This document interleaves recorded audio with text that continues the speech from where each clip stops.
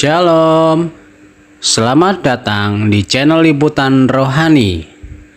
Sebelum kita mendengarkan khotbah yang dibawakan oleh hamba Tuhan, Pendeta Henny Kristianus, marilah kita berdoa terlebih dahulu. Ya Tuhan Yesus, kami mengucapkan syukur dan terima kasih atas anugerah yang Kau berikan kepada kami bersama dengan penyertaan Roh Kudus dan para malaikat-Mu di surga. Kau izinkan kami untuk mendengarkan firman-firman-Mu yang disampaikan oleh para gembala umat-Mu. Berikanlah kami terang pikiran serta hati kami untuk bisa mendengarkan pesan dari khotbah ini dan kekuatan-kekuatan untuk senantiasa mendengarkan firman-firman-Mu yang disampaikan oleh hamba Tuhan ini. Amin. Marilah kita mendengarkan khotbah yang dibawakan oleh Pendeta Henny Kristianus. Apa kabar Sisi? Gereja banget loh.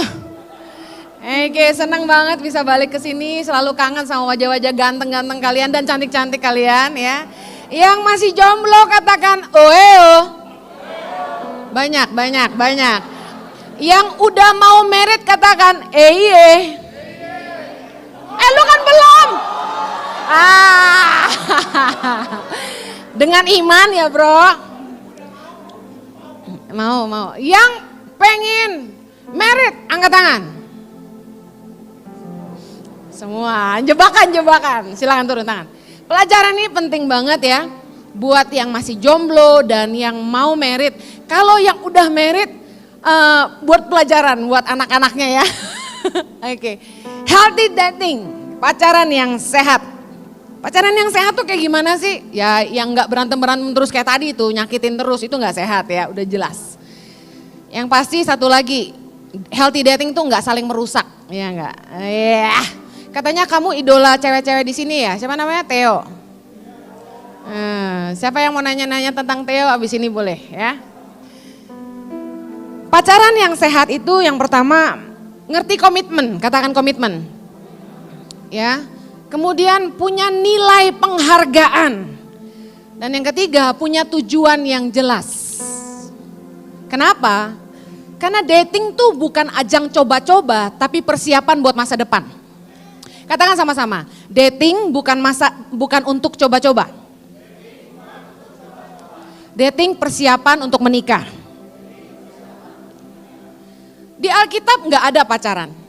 Di Alkitab tuh yang ada tunangan. Jadi sebelum Anda memastikan Anda mau dating dengan seseorang, pastikan Anda siap komitmen dengan dia. Ada lagu dangdut ya, saya dengar di radio. Kata-katanya, hati ini bukan buat coba-coba gitu. Gue gak bisa nyanyiinnya, cuma gue nangkep kata-katanya. Which is true. Dating tuh bukan ajang coba-coba. Karena gini loh, waktu Anda ngajak seseorang dating, Anda PDKT, Anda bikin dia jatuh cinta sama Anda, dengerin. Anda sedang mengambil hal yang paling penting dari hidup dia, yaitu hatinya. Amsal 4 ayat 23 bilang, jagalah hatimu dengan segala kewaspadaan, karena dari situ terpancar kehidupan. Nggak kebayangkan banyak orang yang gara-gara patah hati aja mau bunuh diri. Yes?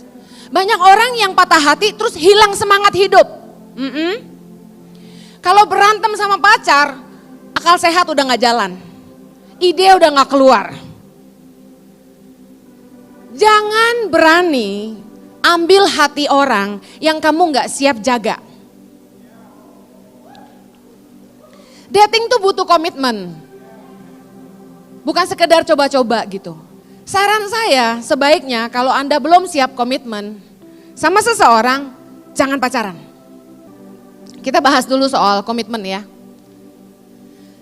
Cinta itu bukan hanya sekedar perasaan. Merasa kayaknya saya cinta deh. Kayaknya saya suka deh. Cinta itu bukan sekedar perasaan, karena kalau cuma perasaan, kadang-kadang kita bisa ketipu, saya buktiin. Ada cinta karena sering ketemu, cinlok namanya. Nah, orang jadi jatuh cinta karena keseringan ketemu. Yang dilihat cakep-cakepnya terus, wangi-wanginya terus gitu loh. Jadinya jatuh cinta. Tapi itu cuma cinta sesaat. Ada juga cinta pelampiasan. Dia baru patah hati, terus holiday, pas ikut tour ada cowok kece. Itu cinta pelampiasan, gak mungkin jatuh cinta. Karena yang namanya cinta itu harus teruji lewat waktu dan masalah. Cinta itu dewasa, makanya ngerti komitmen.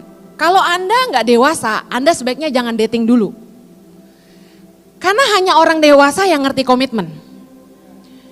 Contoh gini, komitmen itu adalah Anda siap kalau sampai pacarmu ngelarang kamu ini dan itu, cewekmu demand waktumu. Lucunya anak muda gini loh, jangan larang-larang saya mau bergaul sepuas-puasnya. Nah lu jangan pacaran. Jangan cemburu-cemburu aja gitu kan. Lah ini salah satu komitmen dan harga bayar menurut saya. Kalau nggak siap diganggu-ganggu soal chatting gitu, ya jangan pacaran karena memang resek pacar kita itu ya kan.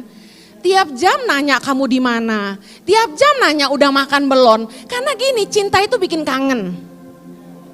Nah kalau Anda berasanya gua masih mau bebas, jangan pacaran, berteman aja. Kalau belum siap komitmen sama satu orang, masih pengen lihat-lihat, jangan dating, temenan aja. Karena dating merupakan fase untuk lebih serius menjajaki hubungan ke arah pernikahan. Sebelum Anda putuskan untuk dating dengan seseorang, ini saran saya, anak muda dengar. Bertemanlah dengan orang lain sebanyak-banyaknya. Main aja bareng, pergi nonton bersepuluh, pergi makan berdua belas. Gak usah berdua belas karena bahaya juga. Jangan-jangan bukan cinta, cuma nafsu aja. Amsal 27 ayat 4, kita baca sama-sama yuk. Panas hati kejam dan murka melanda. Tetapi siapa yang dapat tahan terhadap cemburu? Ketika pacaran itu ada cemburu-cemburunya gitu loh. Kalau Anda nggak siap dicemburuin, jangan pacaran. Karena kalau Anda sudah rebut hati orang dan dia jatuh cinta sama Anda, dengar baik, pasti bakal ngalamin yang kayak gini. Rese dari pagi udah di good morningin, siang lagi break makan siang ditanya, hai say lagi ngapain? Itu udah resiko bos. Kalau nggak mau ada yang gitu-gituin jangan pacaran. Saya belain yang perempuan dulu ya. Hubungan pacaran tidak sehat bila masing-masing tidak berkomitmen untuk menjaga perasaan pasangannya. Gue mau bebas, lu jangan larang-larang gue. Terserah gue mau nonton sama si Ani, gue mau nonton sama si Ana, gue mau nonton sama si Julia, gue mau nonton sama si Robert, terserah gue. Oke, kalau gitu jangan dating dong. Hati itu penting gitu loh. Gara-gara kita ngambil hati orang, orang udah jatuh cinta sama kita, terus kita nggak mau komitmen jaga perasaan dia. Kayaknya nggak fair ya nggak sih? Wajar nggak dia cemburu? Wajar dong. Waktu saya pacaran sama Ko Jojo, minta ampun deh. Dia maunya bebas, maunya berteman sama teman-teman cewek banyak banget, pergi holiday ke luar kota berapa hari gitu. Cewek 3, dia cowok sendiri. Gua nggak ikut. Gua ngerti banget tuh, pahit banget tau gak. Kalau lu masih mau bebas, jangan dating. Karena hanya orang dewasa yang ngerti komitmen dan jaga perasaan pasangannya. Wajar dong cemburu, wajar gak sih? Cinta tuh butuh komitmen buat setia dan mengasihi dengan sungguh-sungguh. Kalau dari pacaran aja kita gak mau komitmen buat setia, gimana nikah nanti? Nah di dalam pacaran kita akan teruji ketika menghadapi masalah, tantangan, masa-masa sulit. Contoh, ada hubungan-hubungan yang mungkin gak disetujuin orang tua apapun alasannya. Saran saya nomor 1. Firman Tuhan berkata hormati ayah ibumu, titik dan tidak ada koma. Apapun alasannya, kalau orang tuamu tidak setuju, kamu gak boleh nikah. Kalau mau hidup dalam berkat Tuhan, tidak ada kata kawin lari. Percayalah orang tuamu mau yang terbaik buat kamu. Tapi Kak Heni, orang tua saya tuh nggak esensi. Yang dimasalahkan itu cowok saya berasal dari suku berbeda, uangnya nggak banyak, keluarganya nggak kaya. Oke, tapi gini, kalau itu dari Tuhan, tandanya gini, restu akan turun kalau kamu sabar menunggu. Kalau pacarmu ninggalin kamu hanya gara-gara orang tuamu nggak setuju, dengerin. Mendingan lepasin sekarang sebelum kawin. Mending lepasin sekarang, kenapa? Kalau dalam masa pacaran Anda menghadapi tantangan, Anda nggak bisa bertahan, lebih baik jangan menikah. Karena di dalam pernikahan tantangannya lebih banyak. Kalau urusan orang tua nggak setuju aja udah nggak bertahan, berarti Anda cintamu tidak teruji. Cari yang lain aja. Masih banyak kumbang-kumbang lainnya, bunga-bunga. Dengar. Asmara Kak Heni, asmara. Saya pacaran sama Jojo 9 tahun. Kenapa? Karena mama saya nggak setuju. Saya pernah digampar sama mama saya. Malah sempat mau diambilin pisau loh saya. Cuma gara-gara ketahuan pacaran sama Jojo waktu SMA. Sebelum saya ke Australia. Tapi kami berdua yakin kami dari Tuhan. Karena Tuhan bicara gitu. Pengalaman tiap kita beda. Oke, gue gak bisa dengar suara Tuhan, caranya gimana? Saya tetap pegang satu prinsip. Restu dari Tuhan akan turun ke orang tua. Karena mereka dipilih Tuhan untuk lahirkan kita. Kalau gak punya orang tua, ya siapa yang kamu anggap orang tua gitu loh. Pemimpin rohanimu. Karena mereka peduli sama kita, itu penting. Kalau misalnya orang tua gak setuju, gimana Kak Heni, kita udah tambah tua. Pasti ada alasan kenapa orang tua gak setuju. Kalau dijodohin gimana Kak Heni dijodohin? Anak muda jangan cepet-cepet nolak perjodohan. Coba kenalan dulu. Kalau nggak cinta ya udah gitu kan, nggak jalan. Tapi jangan sakiti orang tuamu dengan gini. Mama, ini bukan zaman Siti Nurbaya gitu. Nggak usah. Nurut aja dulu, mau dikenalin ya udah ikut aja. Kalian kadang-kadang terlalu sensi sih, mau dikenalin pakai jual mahal. Gak ada jodoh-jodohin ya, padahal mau juga kan. Kalau dapat yang bagus gimana? Ya kan, rugi kan. Siapa tahu cowokmu yang sekarang ini parah sebenarnya, tapi karena engkau udah kasmaran, engkau tidak tahu yang sebenarnya gitu loh. Well, kenapa healthy dating butuh komitmen? Karena ketika kita mengambil keputusan untuk serius sama seseorang, di masa dating tuh kita bakal menemukan hal-hal baru tentang pasangan kita yang mungkin kita gak suka. Oh ternyata dia jorok, oh ternyata dia males, oh ternyata dia boros, oh ternyata dia kasar, oh ternyata orangnya sombong, orangnya suka merendahkan. Kita baru ngerti pasangan kita lebih lanjut setelah kita semakin dekat. Nah, ujilah komitmen Anda. Buka mata lebar-lebar. Bisa nggak terima kekurangan dan kelebihan pasangan? Saya ngomong kekurangan dan kelebihan, karena nggak semua orang bermasalah dengan kekurangan. Kadang-kadang bermasalah juga dengan kelebihan. Contoh, dapat cewek yang kaya, sanggup gak terima? Karena lucunya ketika mereka jatuh cinta mereka bilang nggak apa-apa. Tapi begitu nikah, karena istrinya dari keluarga yang lebih kaya, jadi masalah. Jadi uji baik-baik komitmenmu, bisa terima nggak semua kekurangan dan kelebihan? Buka mata lebar-lebar. Apakah Anda dapat menghargai perbedaan yang ada? Karena masalahnya gini, ini bukan drama. Banyak pasangan yang sudah menikah, akhirnya cerai cuma karena satu alasan, perbedaan. Makanya waktu pacaran itu uji komitmenmu. Oke, dia kayak gini, gue bisa terima nggak? Sorry, kalau dalam masa pacaran ada masalah-masalah yang Anda nggak cocok, Anda nggak suka dari pasanganmu, dan itu selalu menjadi pemicu pertengkaran kalian. Sebaiknya diuji lagi deh, mau dilanjutkan apa enggak?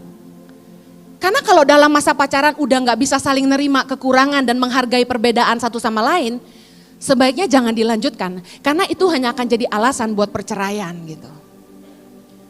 Yang kedua, healthy dating is not blind.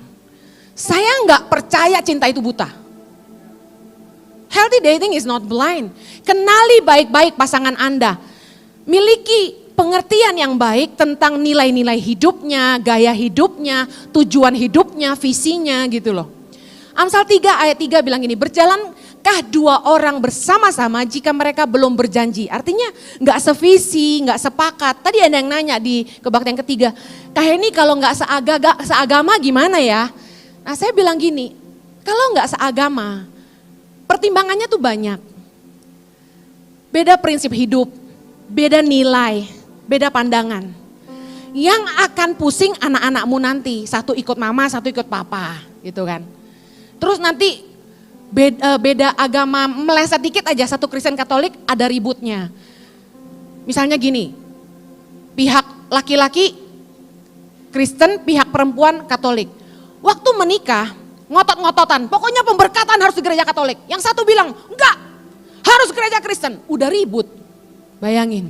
Di awal aja udah ribut, makanya penting ayat ini bener. Kalau enggak berjanji, berarti enggak sepakat. Oke, sebelum nikah disepakatin dulu, siapa ikut siapa. Oke, mau ikut ke Katolik atau mau ikut ke Kristen. Enggak boleh jalannya beda. Harus seiman gitu loh. Maaf ya, kalau dari masa dating aja, yang perempuan gak bisa tunduk sama yang keputusan pria, nanti nikah juga akan begitu. Gak akan tunduk sama pasangannya. Masa dating tuh masa ujian yang luar biasa. Dengar baik-baik, jangan fokus sama hal-hal yang gak esensi. Fokuslah kepada hal-hal yang esensi. Apa itu? Contoh, yang kalian harus fokus yang esensi itu nomor 1 karakter. Karena karakter susah diubah. Yang kedua, fokuslah kepada nilai-nilai atau prinsip hidupnya. Contoh, kalau prinsip hidup saya nggak boleh aji mumpung, nggak boleh jadi beban, nggak boleh minta-minta, dan nggak boleh berhutang. Nah itu prinsip hidup. Perhatikan prinsip hidup pasanganmu. Ketiga, soal iman itu penting. Sekali lagi, orang ini kenal Tuhan nggak? Orang ini takut sama Tuhan nggak? Ngerti firman nggak? Kalau enggak, kamu akan capek. Jujur saya nikah sama yang Kristen aja, kadang-kadang masih kami bermasalah. Gimana yang nggak takut Tuhan? Nggak kebayang saya. Tanya tujuan hidupnya, visinya. Kalau kita nggak nikah sama orang yang sevisi, kita akan berat sekali melangkah. Saya bersyukur saya nikah sama orang yang sevisi, paling tidak dia mendukung visi yang Tuhan tanam dalam hidup saya gitu. Anda kalau ketemu sama pasangan ya, temen yang baik, terus jatuh cinta, terus ditanya, kenapa kamu cinta sama dia? Jawabannya gini, abis baik sih, dengar itu gak jaminan. Karena semua orang yang naksir sama kamu pasti baik-baikin kamu. Ya kayak jualan barang aja, kalau gak dibilang bagus kan gak ada yang beli. Kalau kamu jatuh cinta sama seseorang, coba bertanya, kenapa ya gue cinta sama dia? Alasannya gini, abis dia baik banget sih, aduh pasti baik lah orang dia mau sama kamu. Mari pelajari sifat aslinya, karakter aslinya. Karakter asli seseorang akan terbaca yang pertama. Lihat reaksinya terhadap tekanan dan atau disakiti orang, bagaimana dia beraksi. Biasanya aslinya orang tuh kelihatan waktu dia dibikin marah. Ada orang yang sakitin dia atau dia ngalamin masalah. Ada orang-orang yang gak kuat terhadap tekanan, itu kelihatan. Mudah menyerah. Yang kedua, sikapnya terhadap orang-orang lemah. Orang-orang di bawah dia, contoh pembantu rumah tangga, tukang parkir, orang-orang yang gak berharga lah buat dia. Lihat bagaimana sikapnya. Yang ketiga, perlakuannya terhadap orang tua, keluarga, dan orang-orang di rumahnya. Karena di rumahlah kita jadi kita yang sebenarnya. Kalau mau lihat karakter orang, lihat bagaimana dia sama keluarganya. Kalau dia sayang sama mamahnya, dia perhatian sama mamahnya, dia care, dia bantuin mamanya, bantu bisnis orang tuanya, dia dengar-dengaran dengan orang tua. Saya yakin dia juga akan sayang sama keluarganya sendiri nanti. Gaya hidupnya, apa yang sering dibicarakan, hati-hati milih pasangan. Jangan lihat wajah ganteng aja, jangan lihat wajah cantik aja. Gaya hidup penting. Ada orang yang gaya hidupnya gak nyambung sama kita. Misalnya dia sukanya hura-hura, pergi ke dugem, ya shopping melulu, maunya holiday terus, gak pernah nabung, gak pernah mikirin masa depan. Ingat loh, nikah itu gak cuma buat berdua doang, akan ada buntut-buntutnya gitu loh. Ada anak-anak yang akan lahir dari pernikahan itu. Kalau kita nggak ngerti mengelola keuangan dengan baik, bahaya. Apa yang sering dia omongin itu akan mengungkapkan isi hati dan pemikirannya. Makanya kalau pacaran tuh ya, jangan cium-ciuman terus, ngobrol. Giliran pacaran lu pegang-pegang ini ono. Ngobrol, karena dari obrolan itu Anda bisa tahu orang ini tuh mentalnya kayak apa gitu. Semuanya keluar gitu loh. Bagaimana cara dia mengelola keuangan penting. Nih yang perempuan-perempuan dengerin. Caramu mengelola keuangan menentukan kaya miskin suamimu. Yang perempuan ini penting. Karena seringkali perempuan boros, lihat temennya beli tas ini, ikut beli tas itu. Demi gengsi sekolahin anak mahal-mahal, belum tentu yang bagus. Harus bijaksana dari masa dating, belajarlah jadi istri yang baik gitu loh. Jangan begitu udah nikah, mertuamu bilang sejak kawin sama perempuan itu anakku jadi bangkrut gitu kan, nggak boleh dong. Nah yang laki-laki dengar baik, belajar mengelola uang dengan baik. Jangan sampai ngutang di mana-mana. Jangan nggak bijaksana dengan keuangan karena banyak kali masalah-masalah terjadi di tengah-tengah hubungan itu soal hutang. Dan saya mau bahas ini. Buka mata lebar-lebar. Kalau saat ini pasanganmu punya karakter yang buruk, kasar. Maaf, berani mukul. Kata-katanya kasar. Sombong. Saran saya, denger ini, jangan dilanjutkan. Rata-rata sampai nikah pun kasarnya makin jadi. Jangan fokus sama kekayaan, nikah sama orang kaya yang punya nama. Jangan itu yang kamu kejar. Saya lihat sendiri, teman saya nikah sama orang kaya. Dia gak menghargai istrinya, kasar lagi. Jangan itu yang jadi fokus, lihat karakternya. Sombong gak dia? Semena-mena gak sama orang? Suka caci maki orang gak? Mentang-mentang punya duit kasar sama orang gitu. Perhatiin karakternya. Kalau dia bilang gini, maafkan daku, dia kirim bunga 10. Aku akan berubah setelah kita menikah nanti. Dengar, attitude susah berubah. Ada yang susah berubah lagi, mentalitas malas. Suka berhutang. Terikat obat-obatan, aduh kalau udah narkoba butuh kasih karunia. Suka selingkuh, bayangin. Kalau masih pacaran aja suka selingkuh, saya jamin nikah pun gitu. Ini sifat yang kebawa-bawa terus. Sekali lagi, hanya Tuhan yang bisa mengubah mereka. Jangan berharap banyak, karena ada hal-hal yang sulit berubah. Anda tidak mau menyesal di kemudian hari. Kemudian di dalam masa pacaran, kalau pasanganmu tidak bisa menghargai kamu, saya mau bilang gini, nanti nikah pun kamu lebih tidak dihargai. Dating is not blind. Yang perempuan-perempuan dengar ini. Kalau pasanganmu tuh cinta sama kamu, dengar yang perempuan. Dia akan jaga kamu baik-baik. Saya mau tanya, waktu kalian beli handphone, katakan beli iPhone, di Apple, ya. Ini saya nggak di endorse ya. Ketika Anda beli handphone, sebelum dibayar boleh dibuka nggak plastiknya? Boleh dicungkil dikit nggak? Nggak boleh. Lah Anda sama pacar itu belum nikah, kok udah berani buka-buka? Anda pinjem mobil temen, temenmu pasti expect mobilnya dikembalikan dengan keadaan sempurna, seperti sedia kala, bener gak? Anda pakai baik-baik gak itu mobil? Nyetirnya hati-hati gak? Anda pastikan Anda kembalikan dalam keadaan baik gak? Kenapa waktu pacaran Anda nggak jaga anak orang? Dan Anda nggak pastikan dia pulang ke rumah dalam keadaan utuh gitu. Kalau cinta saya yakin Anda nggak merusak pasangan Anda. Cara menguji orang tuh cinta banget sama kita atau enggak? Firman Tuhan bilang, kasih itu tidak melakukan yang tidak sopan. Kasih itu tidak mencari keuntungan sendiri. Kasih itu tidak berbuat jahat. Udah jelas. Kalau bukan nafsu tapi benar-benar cinta, dia jaga banget. Berapanya saudara yang punya handphone, tolong angkat tangan. Handphonemu tolong dipegang di tangan kanan. Semuanya. Angkat tinggi-tinggi. Dalam hitungan ketiga, banting ke tanah. 3, 2, 1. Gak ada kan? Kenapa coba gak dibanting handphonenya? Karena Anda sayang. Waktu handphone baru beli, terus gak sengaja tangan kita licin, jatuh ke lantai, sakit hati gak? Sakit. Tapi herannya, pacarmu yang kamu bilang kamu cinta itu, kamu sakiti terus berulang kali.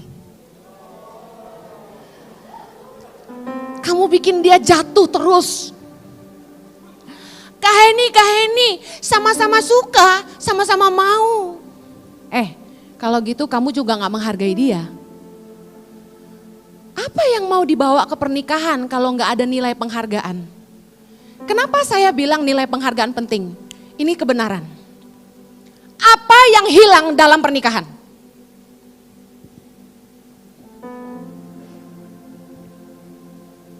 Nilai penghargaan. Saya kasih contoh. Waktu kita masih baru pertama kali PDKT, saya pernah ngomong, kita makannya cantik, ingat? Makan sesendok dilap. Minum, mulutnya ditutup. Pakai sedotan, bos. Begitu udah pacaran, kamu gak suka. Lu berasa ya? Setelah menikah, masih ada gak? Sorry ya, kentut aja udah gak malu. Jadi apa yang hilang? Nilai penghargaan. Dulu waktu masih PDKT, Jojo bukain gua pintu loh. Masuklah gua ala princess. Tapi setelah pacaran, masuk masing-masing. Brek. Setelah nikah, lu pergi sendiri. Gitu. Haleluya, haleluya, haleluya. Makan bareng kalau masih PDKT. Sayang gue gak ada cowok yang bisa gue peragain di sini. Nanti masuk media bahaya. Tangannya dipegang, tatap-tatapan. Gak mau kehilangan momen. Kita cuma punya waktu 2 jam sayang. Aku gak mau kehilangan sedetik pun tanpa menatap wajahmu. Ditatap terus, gak makan-makan. Coba kalau udah jadi, udah pacaran. Masih lihat-lihatan gak? Enggak lah, udah ngobrol sambil berantem. Udah nikah, masing-masing ngecek HP masing-masing. Beda banget. Ada yang hilang di dalam pernikahan. Ini jujur nih sebagai yang udah nikah saya ngomong. Nilai penghargaan. Nyongkel gigi aja dulu yang tutup-tutup sekarang udah. Dulu masih mau pacaran, pastikan wangi. Semprot parfum dari kepala sampai kaki. Udah nikah. Saya bau saya. Nilai penghargaan udah gak ada bro. Jadi kalau dari masa pacaran kalian gak ngerti menghargai pasanganmu. Saya ragu kalian bisa saling menghargai di pernikahan. Seperti engkau sayang sama handphonemu itu. Dan kamu jaga supaya gak jatuh. Sayangilah pasanganmu dan jangan bikin dia jatuh. Kan gitu. Masalah terbanyak dalam hubungan adalah masalah keuangan, perselingkuhan, dan tuntutan kepada pasangan supaya berubah. Itu aja yang bikin berantem. Kamu gak mau pernah mau berubah, kamu gak pernah mau berubah. Selalu itu alasannya. Makanya selama masa dating, lihat baik-baik kekurangan pasanganmu. Pastikan kamu lihat perbedaan di antara kalian. Dan tanya dirimu sendiri, kamu bisa terima gak? Kalau nggak bisa terima, jangan dilanjutin. Buka mata lebar-lebar. Yang terakhir, healthy dating tuh punya clear purpose. Punya tujuan yang jelas. Kalau kalian dating, kalian tahu bahwa ini bukan sekedar coba-coba. Kalian mau serius. Makanya jangan dating kalau belum mau serius. Teman baik dulu aja dan jangan rusak anak orang, kan gitu. Apakah boleh putus kalau nggak cocok? Boleh lah, kayak tadi kan, buka mata lebar-lebar, lihat kekurangan, lihat perbedaan, bisa terima nggak? Kalau nggak bisa terima, ya jangan jalan. Selesai aja, baik-baik. Tapi saya saran, selanjutnya bijaksanalah. Sungguh-sungguh berteman baik dulu, karena dari antara teman-temanmu, kamu bisa lihat mana yang kalau makan gak pernah mau bayar, mana yang kalau nonton selalu nitip beli tiket tapi gak pernah ganti. Berteman itu membuka mata kita. Pacaran itu malah membuat kita buta. Ketika pacaran dia baik-baik di depan kita, di belakang kita gak tahu, tapi pertemanan selalu lebih murni. Dia akan jadi dirinya sendiri. Kamu gak suka, tapi kamu lihat, kamu tahu gitu loh. Gunakan masa dating untuk membangun masa depan kalian berdua. Amsal 24 ayat 27 bilang gini, selesaikanlah pekerjaanmu di luar, siapkanlah itu di ladang, baru kemudian dirikan rumahmu. Masa pacaran dating ini jangan sibuk nyupirin pacarmu.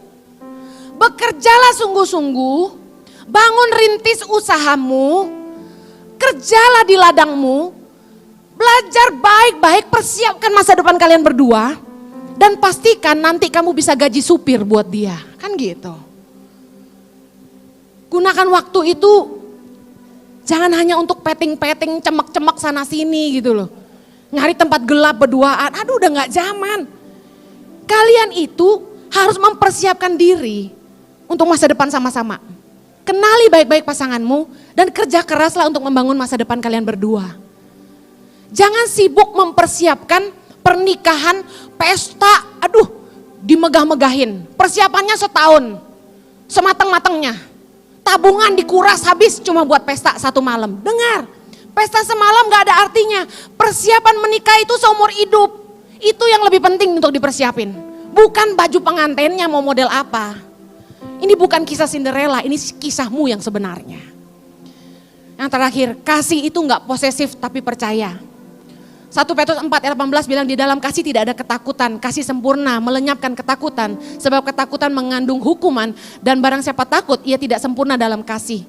Dengar baik, kalau ada yang posesif sama pacarnya, saya pelajari ada 2 kemungkinan. Orang yang posesif sama pasangannya itu biasanya sudah terlanjur berhubungan, terlalu dalam, sehingga takut kehilangan. Yang kedua, kalau ada pacar yang terlalu posesif sampai kasar, itu satu masalahnya, dia ada gangguan jiwa. Mungkin mengalami trauma masa lalu, pernah kehilangan, sehingga dia jadi posesif. Mau menguasai dan kamu gak boleh punya teman, kamu gak boleh bergaul, ini bahaya. Lebih baik jangan pacaran sama yang begini. Dia harus sembuh baru boleh punya hubungan dengan yang lain. Jangan melangkah lebih jauh dari sekedar hubungan yang sehat. Kalau kalian tanya saya, Kak Heni pacaran yang secara prakteknya itu sehat gimana? Kalau saya kasih prakteknya ya, gandengan tangan masih oke. Cium pipi masih oke. Lebih dari itu menurut saya jangan. Peluk, oke sebentar aja, lama-lama kesetrum nanti. Batasannya apa batasannya? Batasannya ini, apapun yang bikin kamu nafsu itu udah gak boleh. Oke, kasih itu menghargai. Kita buka sesi tanya jawab. Oke. Wanita dikatakan sebagai penolong. Sebenarnya apa makna penolong di sini? Apakah artinya seorang wanita tidak memiliki visi hidup secara pribadi, lebih ke arah membantu pria mencapai visi hidupnya, atau bagaimana? Bagaimana peran perempuan dalam pernikahan dan bagaimana dengan menjadi wanita karir? Oke, silakan Kak Heni dijawab. Oke. Perempuan itu disebut penolong dalam banyak hal. Jadi contohnya dalam menghadapi masalah, perempuan itu punya kekuatan untuk menahan, untuk terima beban, pressure. Secara kejiwaan tuh biasanya lebih kuat dari laki-laki. Kebanyakan yang patah hati bunuh diri itu pria. Nah, saya enggak gitu kan. terus kalau dibilang perempuan itu penolong, itu benar karena pada dasarnya perempuan itu kerjanya jauh lebih banyak daripada laki-laki. Contoh, ada yang kerja juga di luar. Seorang ibu juga ngurus anak, ngurus rumah tangga, ngurus suami. Lah suami yang diurus apa coba? Kan cuma kerja doang. Makanya perempuan itu penolong. Perempuan biasanya lebih detail, lebih ngerti urusan sendok garpu di mana sampai obeng di mana tuh perempuan yang ngerti di rumah itu gitu. Makanya kadang-kadang khawatir juga kalau istrinya ini panggil Tuhan duluan, suaminya ini tahu apa gitu ya. Tapi untuk soal yang visi itu, kayak gini, dalam banyak pernikahan tentu kasusnya berbeda. Mungkin ada yang suaminya yang dapat visi gitu. Nah kebetulan dalam pernikahan kami Tuhan bicaranya ke saya. Tuhan mau kami di Indonesia mengeluarkan orang dari kemiskinan. Nah gimana dong visi Jojo? Nah Tuhan itu nggak memanggil kita itu kalau suami istri nggak memanggil satu, Tuhan tuh memanggil dua. Siapapun yang terima, suami maupun istri itu panggilan untuk berdua. Karena firman Tuhan berkata kita bukan lagi dua tetapi satu. Jadi doesn't matter siapa yang dapat itu, karena itu kan tergantung kepekaan masing-masing. Karena perempuan biasanya lebih peka dengar suara Tuhan gitu loh. Nggak tentu sih ada cowok yang lebih peka. Nah kebetulan Tuhan yang kasih itu ke saya. Tapi kemudian Tuhan pakai kami berdua toh. Kami jalan bareng toh. Dan luar biasanya penyediaan yang datang itu kebanyakan lewat Jojo. Saya ini cuma pendukung aja gitu. Saya di belakang yang ngerjain semuanya. Keliling Indonesia dan sebagainya, bikin program gini-gini. Tapi yang lebih banyak cari dana tuh Jojo. Bahkan network yang kami dapat di seluruh Indonesia. Sampai sekarang saya bisa khotbah di dalam dan luar negeri. Itu networknya dari Jojo. Tidak memiliki visi secara pribadi. Gini loh, kalau udah nikah itu jangan ngomong visi saya, visi kamu. Visi bersama gitu.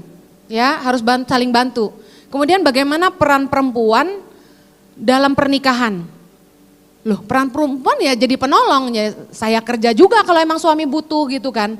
Enggak tentu harus suami aja yang kerja, kalau memang dibutuhkan ya istri harus kerja. Lalu istri harus ngurus anak, ya memang itu udah kodratnya gitu kan. Nah bagaimana dengan laki-laki yang tidak bekerja? Ya mereka yang jadi bapak rumah tangga gitu kan. Saling melengkapi aja. Dan bagaimana dengan menjadi wanita karir ya, kalau memang Tuhan buka jalan ke sana untuk jadi wanita karir, bekerja nggak apa-apa kan gitu. Bahkan zaman sekarang banyak kan perempuan kerja juga. Menurut saya perempuan yang memang punya kapasitas bekerja tidak hanya sebagai ibu rumah tangga, harus tetap bekerja setelah menikah. Kenapa? Otak tuh kalau nggak dipakai lama-lama jadi on loh. Jadi cepat pikun. Dan lagi pula kalau Anda diberi pilihan untuk hidup bermakna dan berguna, Anda pilih mana? Hanya jadi pembantu rumah tangga kasarnya gitu kan. Cuma ngurus rumah gitu kan. Kalau Anda punya kapasitas lebih untuk lebih berguna, kenapa enggak gitu? Nolong suami dalam kesusahannya. Pertanyaan ini terlalu general ya. Apalagi ada yang lain? Oke, Kak bagaimana ketika pernah melakukan kesalahan dengan pasangan dan setelah akhirnya? Tahu kalau dia tidak baik, bagaimana lepas atau bertahan? Yes. Oke, banyak kali khususnya perempuan nih, kalau udah terlanjur jatuh dalam hubungan seks, biasanya takut ngelepasin pacarnya karena dipikir udah kadung gitu. Dan takut kalau sampai putus nanti nggak ada cowok lain yang mau. Sekali lagi gini, saran saya kalau sampai ada yang udah terlanjur berhubungan seks, bisa nggak kalian sama-sama komitmen untuk nggak bikin lagi sampai nikah nanti? Tapi kalau bisa komitmen nggak bikin lagi, nggak lakukan lagi, which I doubt, karena biasanya kalau udah jatuh susah untuk tidak jatuh lagi. Butuh komitmen yang keras banget untuk nggak buat lagi. Kalau bisa, silakan jalan terus. Membuktikan calon suamimu, pacarmu itu juga punya keinginan untuk hidup yang benar di hadapan Tuhan gitu. Tapi kalau misalnya nggak bisa, lebih baik putus. Kenapa? Karena upah dosa adalah maut. Kita bikin kesalahan itu pasti akan ada harga yang harus kita bayar di kemudian hari gitu. Gak banyak orang yang survive setelah melewati harga bayar gitu. Nah, kenapa harus putus? Karena berarti orang ini gak membuat kamu lebih baik gitu kan. Dia cuma memanfaatkan kamu. Tadi saya udah bilang firman Tuhan berkata kasih tidak melakukan yang tidak sopan. Kalau dia benar-benar cinta sama kamu dan dia menghargai kamu, dia ingin kamu baik gitu. Sama-sama tobat dan mau kamu baik. Tapi kalau dia nggak mau lihat kamu berubah dan jadi baik, dan dia juga, jangan dilanjutkan. Terus gimana dong Kak, nanti masih ada nggak yang mau sama saya? Ada. Berbaliklah kepada Tuhan. It's unbelievable ketika Tuhan memulihkan keadaanmu.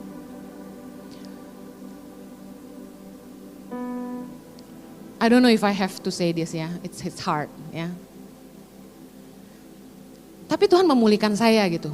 Saya sama Jojo itu dalam keadaan yang tidak baik. Bisa ngerti ya? Tapi karena saya ikut Tuhan sungguh-sungguh, saya bertobat. Saya ikuti Tuhan. Tuhan tetap kasih suami yang terbaik tuh buat saya. Saya bersyukur loh, saya nggak stuck sama pacar-pacar lama saya yang ngerusak hidup saya gitu. Saya bersyukur, saya bertobat dan saya hidup sungguh-sungguh. Dan akhirnya saya ketemu sama Ko Jojo yang jadi suami yang terbaik buat hidup saya gitu. Kita semua punya masa lalu dan kita semua bikin salah. Jangan ragu untuk berbalik kepada Tuhan. Karena pemulihan Tuhan itu luar biasa. Amin. Next one. Oke, Kak Heni saya mau nanya nih secara pribadi. Kan Kak Heni tadi bilang kalau cemburu-cemburu dikit boleh. Tapi kan di 1 Korintus 13 itu kan cemburu itu, kasih itu tidak cemburu Kak Heni. Gimana? Apakah emang kita boleh gitu cemburu atau enggak boleh atau gimana gitu? Saya itu orangnya Taurat banget ya. Enggak gitu ya. Firman banget gitu saya. Konteksnya beda nih. Oh beda, oke. Konteksnya kan tadi saya ngomong, nggak ada orang, firman Tuhan berkata, siapakah yang dapat bertahan kepada cemburu gitu. Membuktikan gini, bahwa kalau kamu komit sama satu orang, ya kamu harus jaga perasaan dia dong. Kalau kamu udah komit untuk dating sama seseorang, terus kamu dinner sama laki-laki lain, nah itu kan nggak fair. Berarti nggak bisa komitmen sama orang lain, gitu nggak sama seseorang, masih mau bebas gitu ya. Wajar lah dicemburuin, masa nggak cemburu yang bener aja. Kalau ada cewek lain coba-coba deket-deketin Jojo juga gue cemburu. Terus artinya gue nggak mengasihi gitu, yang nggak bener juga kali, ya nggak? Kasih tidak cemburu tuh gini, tidak iri hati sama orang gitu loh. Kayak gitulah kurang lebih. Oke siap, tepuk tangan dulu. Halo. Aduh sorry serak banget. Mau nanya, kan mungkin banyak teman-teman yang udah ada pasangan juga atau yang belum ada pasangan di sini. Kalau sepadan itu, sebenarnya kan kita tahu firman Tuhan tuh cari pasangan harus sepadan. Cuman banyak yang gak ngerti gitu, sepadan, sejalan tuh seperti apa gitu.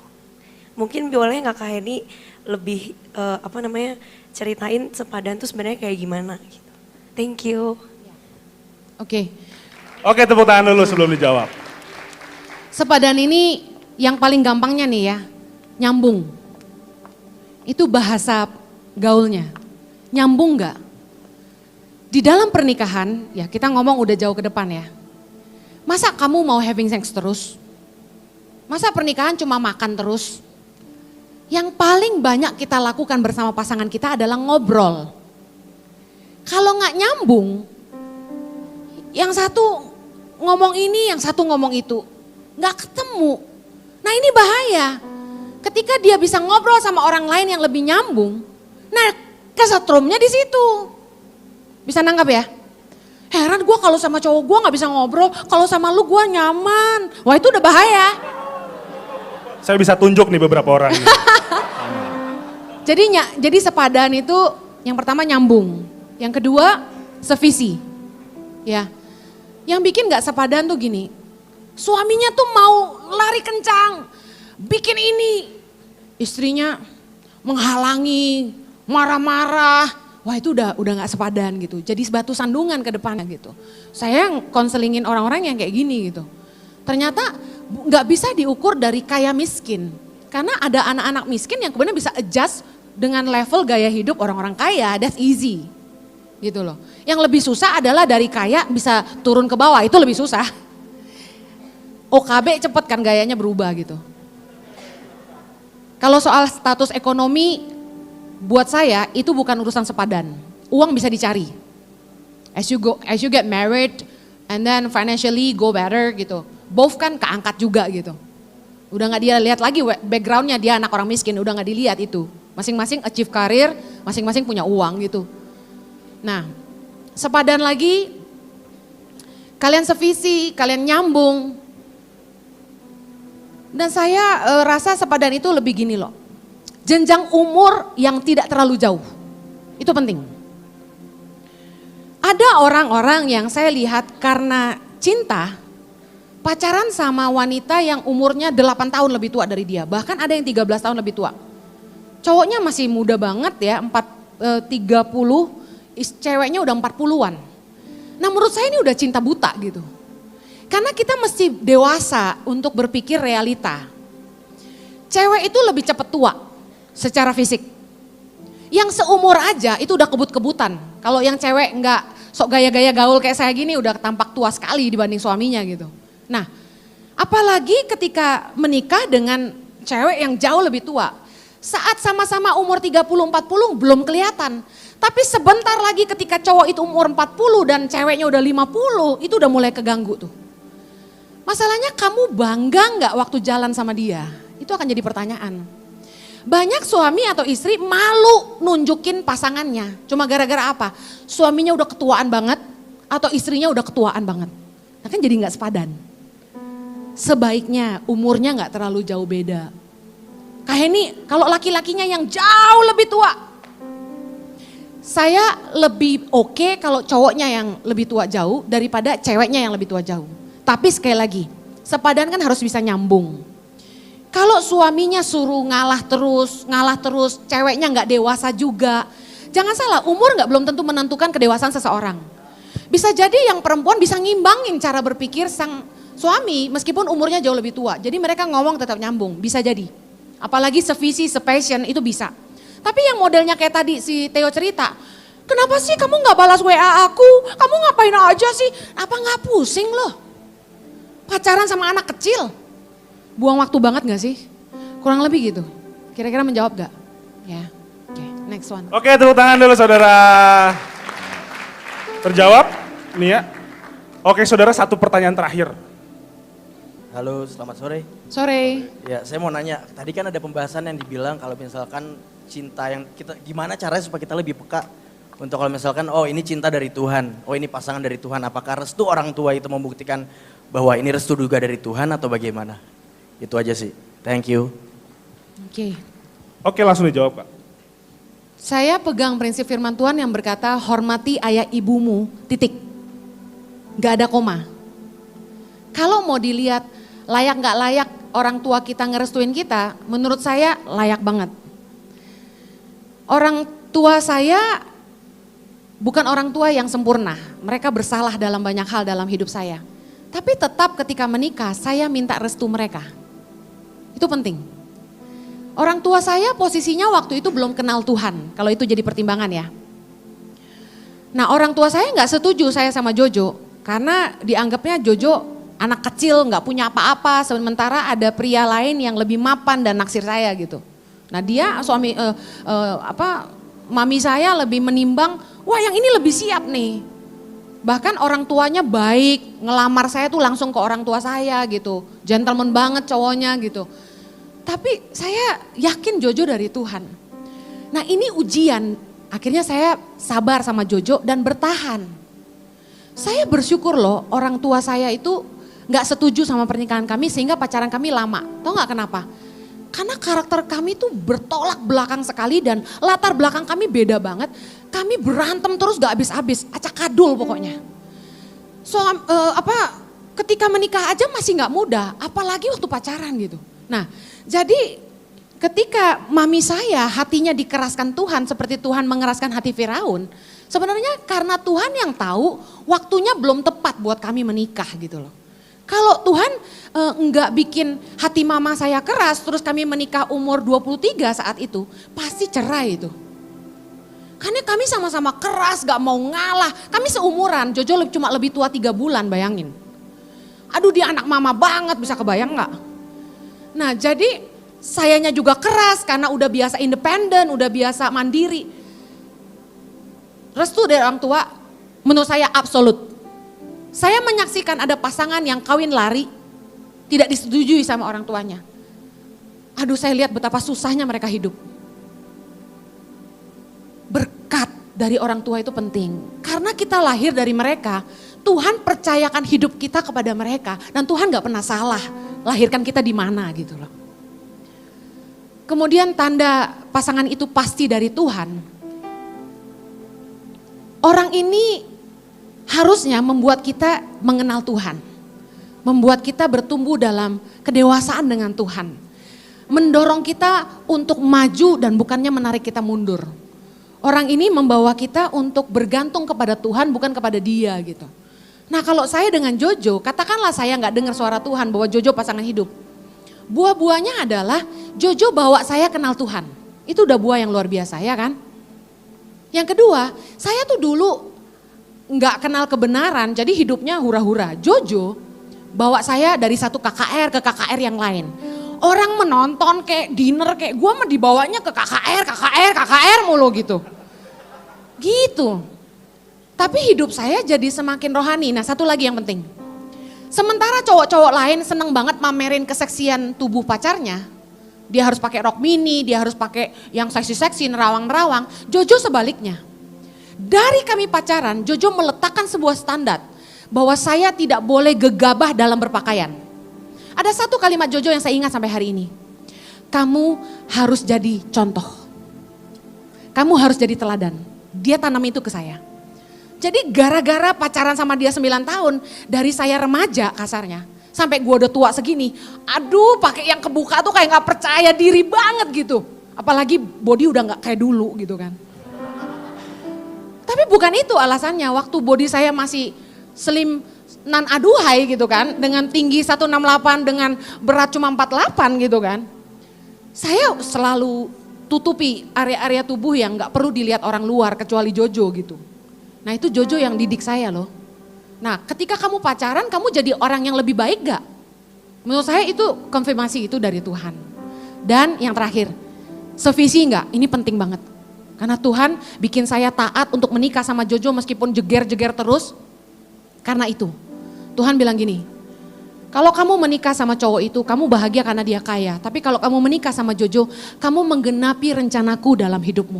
Nah itu yang saya pegang sampai hari ini. Dan kenyataan kan? Gitu. Terima kasih telah mendengarkan khotbah bersama Liputan Rohani. Sekiranya dari khotbah ini kita diberikan senantiasa pendampingan dari Tuhan dan Roh Kudus-Nya. Sehingga setiap apa yang kita jalankan, hubungan apapun, diberikan kelancaran, diberikan senantiasa hikmat terbaik dan berkat selalu dari Allah Bapa. Marilah kita berdoa. Tuhan Yesus Kristus, kami mengucapkan terima kasih masih boleh mendengarkan firman-firman-Mu melalui gembala umat-Mu, Pendeta Henny Kristianus saat ini.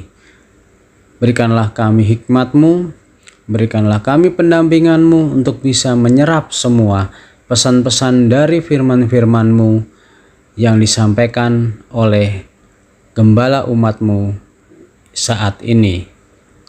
Di dalam nama Tuhan Yesus, semua mujizatnya nyata dan Allah kami adalah Allah yang hidup. Amin. Terus dukung channel Liputan Rohani agar semakin hari semakin menjadi berkat untuk kita semua dengan cara subscribe, like, komen, dan share. Serta tekan tombol loncengnya untuk notifikasi terbaru video-video kami. Tuhan Yesus memberkati.